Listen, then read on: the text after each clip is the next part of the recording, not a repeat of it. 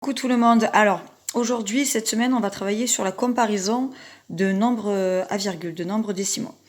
Pour comparer des nombres décimaux, d'abord, vous devez regarder la partie entière. Ça, maintenant, vous savez ce que c'est que la partie entière. Si la partie entière, ici, on voit bien qu'il y a 13, ici, il y a 14, donc ça sera plus petit ici. Donc, je place mon signe au milieu, 13,64, ça sera plus petit que 14,12. Ensuite, autre possibilité, je regarde mes parties entières sont identiques, égales. Donc, je vais regarder ma partie décimale. Ici, c'est facile puisque la partie décimale a le même nombre de chiffres, 2. Donc là, j'ai 45 et là, j'ai 82.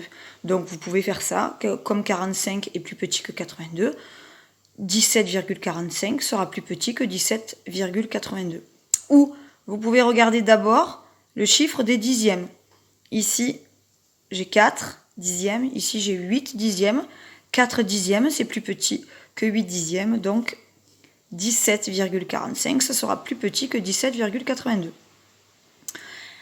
Ici, et là vous tombez très souvent dans ce piège-là, 5,6 et 5,467. Il y en a plein qui me font « Ah ouais, 467, c'est beaucoup plus grand que 6. » Eh bien non.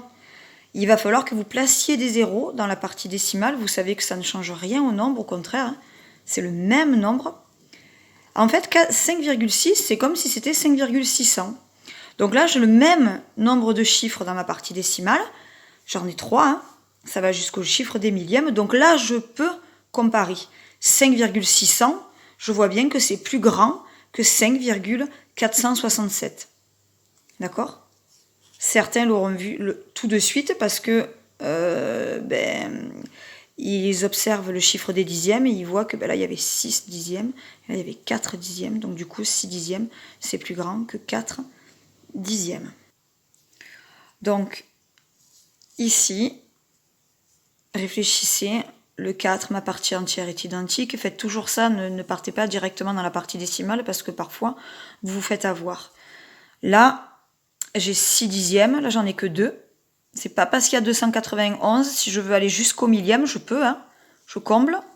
Je vous conseille de faire ça, vraiment. Dans certains exercices, certains, je suis sûre, même ceux qui sont bons en maths, vous risquez de vous tromper.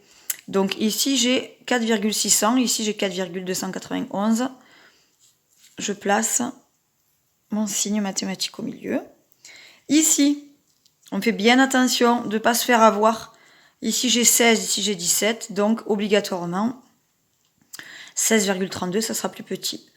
Ici 3,946 et 3,96, on est tenté de dire ouf, celui-là est beaucoup plus grand. Quand même, je vais vérifier, je place pour avoir le même nombre de chiffres dans ma partie décimale, et ici je vois que j'ai 960 quand même, et là 946, donc celui-là sera plus grand que celui-là. Quand vous devez comparer des nombres rangés du plus petit au plus grand, donc vous avez par exemple ces 4 nombres décimaux à ranger. Vous avez le droit, et moi je vous conseille, de rajouter des zéros dans votre partie décimale pour qu'il y ait le même nombre de chiffres. Ici je vois que j'ai 3 chiffres après la virgule, donc je vais rajouter 2 zéros. Ici ça me fait 3,600, ici j'en rajoute qu'un. Ça me fait 290, là j'ai toujours 102 et là j'ai 300. Donc une fois que ma partie décimale a le même nombre de chiffres, je peux maintenant ranger du plus petit au plus grand. Faites ça. Réalisez ce passage-là pour ne pas vous tromper. C'est des exercices qui peuvent être très faciles, mais vous pouvez facilement vous tromper sur ce type d'exercice. Donc là c'est facile, ma partie entière étant la même. Je regarde ma partie décimale, ici j'ai 102. 290, 300 et 600. Je peux donc ranger du plus petit au plus grand. Voilà, c'est tout ce que vous avez à savoir pour comparer et ranger des nombres décimaux.